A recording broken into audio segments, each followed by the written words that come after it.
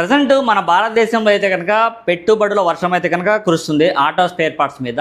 So recent గా చూసుకుంటే మీకు ఆటో స్పేర్ పార్ట్స్ మీద ఫ్యాక్టరీస్ కోసం మిషనరీ కొనడానికి అయితే కనుక చాలా మంది ఇన్వెస్టర్స్ ఆటో స్పేర్ పార్ట్స్ మీద అయితే కనుక పెట్టుబడులు పెడుతున్నారండి. ప్రీవియస్లీ మీరు చూసుకుంటే గ్లోబల్ ఇష్యూస్ చాలా ఎక్కువగా ఉండేవి. కరోనా తర్వాత కూడా చాలా మంది కార్స్ అయితే కొనడం తగ్గించారు.